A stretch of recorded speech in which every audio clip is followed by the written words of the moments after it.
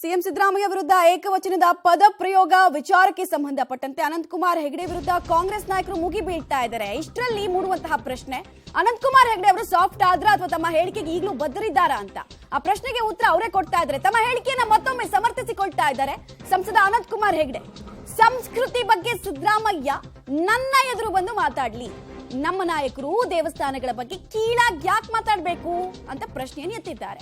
ಮೋದಿ ಅವರನ್ನ mass murderer ಅಂತ ಅವ್ರು ಕರೆದಿಲ್ವಾ? ಹಾಗಾದ್ರೆ ಕಾಂಗ್ರೆಸ್ಸಿಗರಿಗೆ ಸಭ್ಯತೆ ಅಂದ್ರೆ ಏನು ಅಂತ ನಾನ್ ಪಾಠ ಮಾಡ್ತೀನಿ ಅಂತ ಹೇಳಿಕೆ ಕೊಟ್ಟಿದ್ದಾರೆ. ಹಾಗೆ ವಿಜೇಂದ್ರ ಅವರ ಹೇಳಿಕೆ ಕೂಡ ಸರಿ ಇದೆ ಅನ್ನುವಂತಹ ಅಭಿಪ್ರಾಯವನ್ನ ವ್ಯಕ್ತಪಡಿಸಿದ್ದಾರೆ. ಜೊತೆಗೆ ಒಂದು ಕ್ಲಾರಿಟಿ ಕೊಡ್ತಾ ಇದ್ದಾರೆ, ಇದು ನನ್ನ ಸ್ಟೇಟ್ಮೆಂಟ್, ನಾನು ಏನೇನು ಸ್ಟೇಟ್ಮೆಂಟ್ಗಳನ್ನ ಕೊಟ್ಟೆ ಅದು ನನ್ನ ಸ್ಟೇಟ್ಮೆಂಟೇ ಹೊರತು ಪಕ್ಷದ ಹೇಳಿಕೆ ಅಲ್ಲ ಅನ್ನೋ ಸ್ಪಷ್ಟನೆಯನ್ನ ಕೂಡ ಕೊಡ್ತಾ ಇದ್ದಾರೆ ಅನಂತಕುಮಾರ್ ಹೆಗಡೆ. ಸಿದ್ದರಾಮಯ್ಯನವರು ನನ್ನ ಎದುರುಗಡೆ ಬರಬೇಕು ಡಿಬೇಟ್ಗೆ. ಸಂಸ್ಕೃತಿ ಅಂದರೆ ಏನು, ಯಾವುದು ಸಭ್ಯತೆ, ಇದರ ಎಲ್ಲದರ ಬಗ್ಗೆ ನಾವಿಬ್ಬರು ಚರ್ಚೆ ಮಾಡಬೇಕು ಜನರ ಎದುರುಗಡೆ, ಸಾರ್ವಜನಿಕರ ಎದುರುಗಡೆ. ಅದು ಜನ ಪ್ರತ್ಯಕ್ಷವಾಗಿ ನೋಡಬೇಕು. ಎಲ್ಲೋ ಕುತ್ಕೊಂಡು ಅಥವಾ ಎಲ್ಲೋ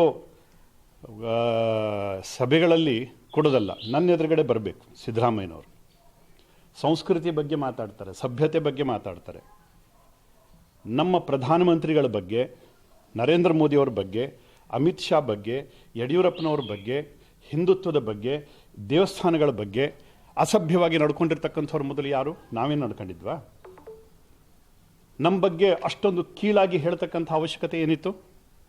ಕಾಂಗ್ರೆಸ್ ಲೀಡರ್ಗಳು ನಮ್ಮ ಪ್ರಧಾನಮಂತ್ರಿ ಮೋದಿಯವರ ಬಗ್ಗೆ ಏನೆಲ್ಲ ಕೆಟ್ಟದನ್ನು ಮಾತಾಡಿದ್ದಾರೆ? ಬಹುತೇಕ ಯಾವ ಸಂಸ್ಕೃತಿ ಸಭ್ಯತೆಯ ಎಲ್ಲೆಯನ್ನು ಮೀರಿ ಮಾತಾಡಿದ್ದಾರೆ.